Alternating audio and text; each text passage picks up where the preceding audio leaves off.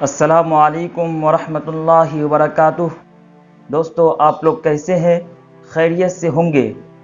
آج ہم بات کریں گے کہ تابوت سکینہ اور ہیکل سلیمانی کیا ہے۔ تو سب سے پہلے میں آپ لوگوں کو یہ بات بتا دوں کہ یہودی اور اسرائیل دونوں ایک ہی قوم کا نام ہے۔ ان کا شمار حضرت یعقوب علیہ السلام کے ماننے والوں میں سے ہوتا ہے۔ بنی اسرائیل کا نام ہی حضرت یعقوب علیہ السلام کے نام پر رکھا گیا، اسی وجہ سے ان کی قوم بنی اسرائیل کے نام سے جانی جاتی ہے۔ تابوت سکینہ اور ہیکل سلیمانی ایسے دو واقعات ہیں جن کے حقائق بہت کم لوگ جانتے ہیں۔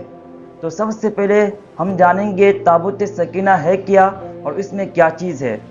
تابوت سکینہ روئے زمین پر نہایت مقدس چیزوں میں سے ایک ہے۔ در حقیقت یہ ایک صندوق کا نام ہے جس میں جلیل القدر پیغمبروں کے تبرکات اور آسمانی اشیاء رکھی ہوئی تھی۔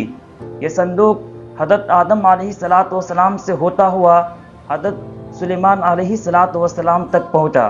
اس حوالے سے یہ مانا جاتا ہے کہ اس صندوق میں حضرت آدم علیہ السلام سے لے کر حضرت سلیمان علیہ السلام تک کے تبرکات محفوظ تھے، اور یہ بھی کہا جاتا ہے کہ اس صندوق میں لوح قرآن اور حضرت موسیٰ علیہ السلام کا عصا بھی موجود تھا۔ اس کے علاوہ مقدس کتاب تورات کا اصل نسخہ بھی موجود تھا جو حضرت موسیٰ علیہ السلام پر نازل ہوئی تھی۔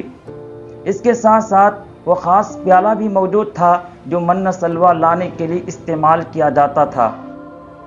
اس کے بعد ہم جانیں گے ہیکل سلیمانی ہے کیا۔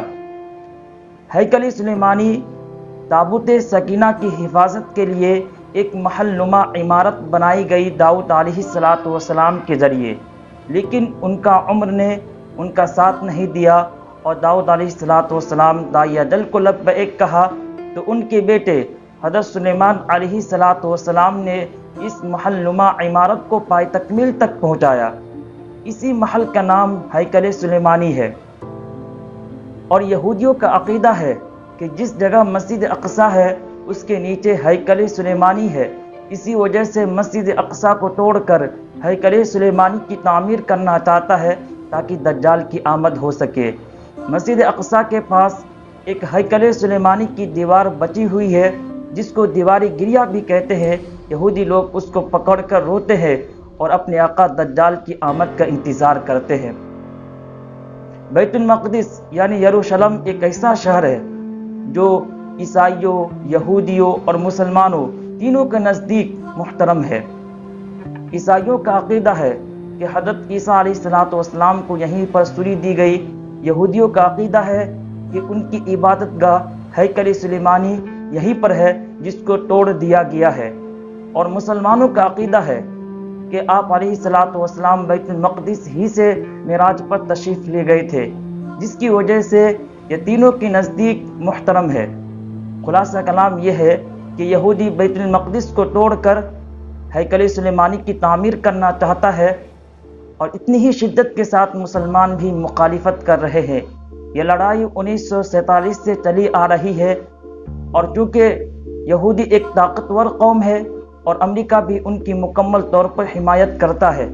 اولاً اس نے فلسطین کی سرزمین پر قبضہ کر کے ایک اسرائیل نام کا ملک بنا دیا جو ناجائز قبضہ تھا، اور فلسطینی مسلمان اگرچہ مادی اعتبار سے کمزور ہے لیکن بیت المقدس کی حفاظت کے لیے اپنی جانوں کا نذرانہ پیش کر رہے ہیں۔ اللہ تعالیٰ ان کی شہادت کو قبول فرمائے اور پھر سے کوئی صلاح الدین ایوبی پیدا فرمائے۔ السلام علیکم۔